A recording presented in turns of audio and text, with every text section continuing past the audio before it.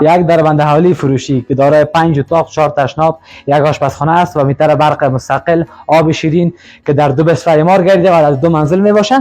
که گراژ موتور هم داره، یک تکه و هم داره. دوستای عزیز